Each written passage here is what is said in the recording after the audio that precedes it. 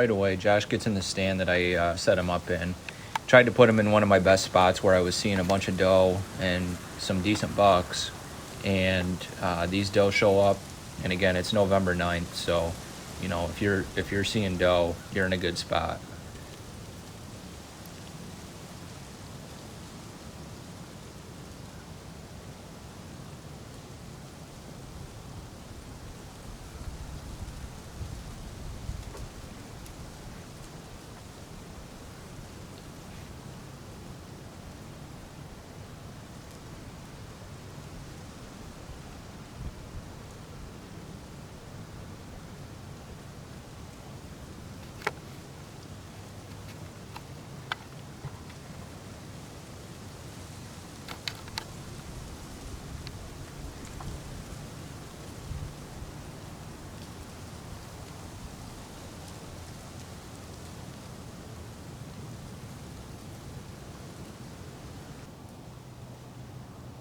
These things are moving, pretty slow. They're feeding through on acorns, and they're only about 30 yards, so Josh can't really move that much. You know how doe can pick you out pretty good. But they do start moving around to the backside of the tree stand, which you'll see here. And I think this is where a buck starts to kind of push them around a little bit.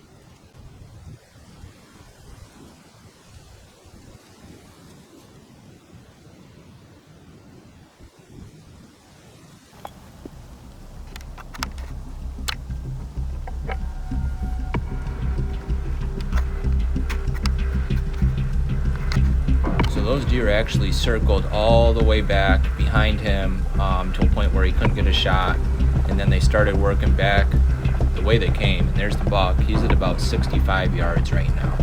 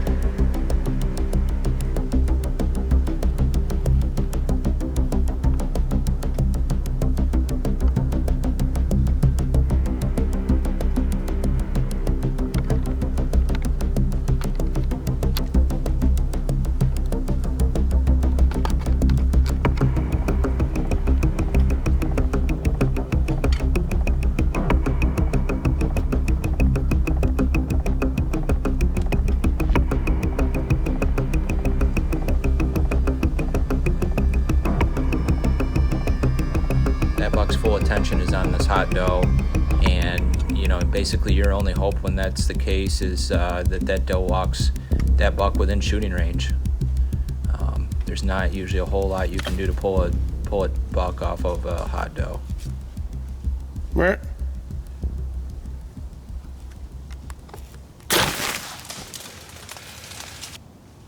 Bert.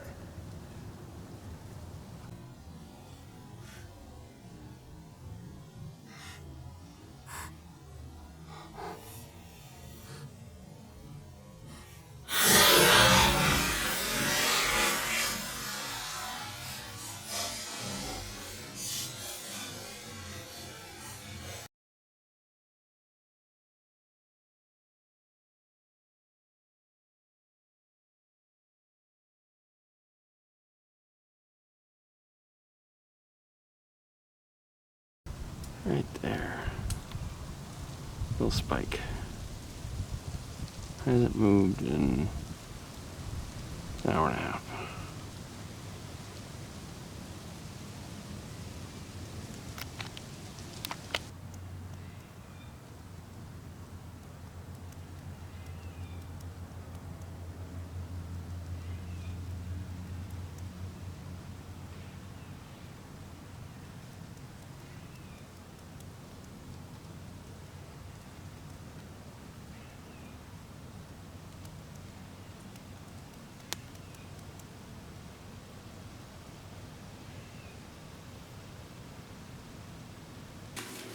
Alright, I just got back from PA, hunted all day. My buddy Josh went out here at the house. You guys kind of saw his miss there earlier in the video, and that was kind of a heartbreaker because would have been a dead deer, I'm sure, but his cam hit the frame of the canopy, the roof, the rain canopy that I had on that tree stand. So unfortunately deflected his shot, and clean mess though. If you're gonna mess, or if you're not gonna recover a deer, I mean, you want it to be a mess, right? So by a few feet. So what happened tonight?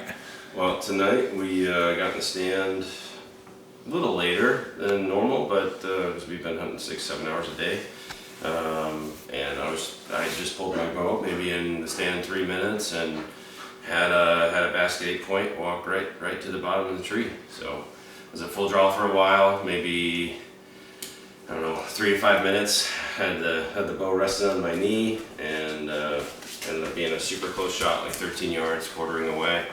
And smidge back, but it was quartering away, so we're gonna give him some time and go look for him here in a little bit, and maybe a couple hours, and go get our deer. So the night he was filming this buck, it happened so quick he didn't even have time to get the camera set up, and we ended up going out shortly after that footage in my kitchen there. We ended up tracking getting on the buck, and we bumped him a little bit. He bedded back down, but we could tell, you know, the shot was a little bit back further than Josh had wanted, and it was best to leave that deer overnight. It was going to be like low 20s that night, so you know, we knew that, you know, the meat wasn't going to spoil from getting too warm. And the footage you're going to see here in a second is from the next morning.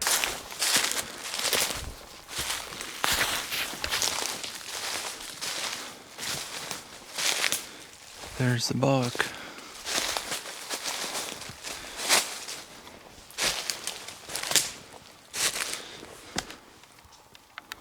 Sweet. Well, coyotes didn't get into him, and he was only about, I don't know, 100 yards somewhere. I shot him and watched him bed down last night, and Hold up his head a little. the exit hole was definitely where I wanted. Not a bad little buck. Nice little buck. Yeah, good body size, not tiny. Yeah, we'll get him packed out here and processed. So that's a wrap for my 2023 buck for archery. Yep, probably head to Pennsylvania later and see what we can do down there. Absolutely. So that was pretty unfortunate, Josh's miss there, but you know, I can't understate how hard it is to make everything come together and get a nice buck on camera and kill it. I've just had so many things go wrong over the years. I finally made it happen this year after like 3 years of trying, but it's just, it adds so much difficulty to your hunt to try to self-film. I just can't understate it. So props to Josh for going out first time with the camera, getting in the tree and almost killing that buck on camera. That's you know, a win by itself.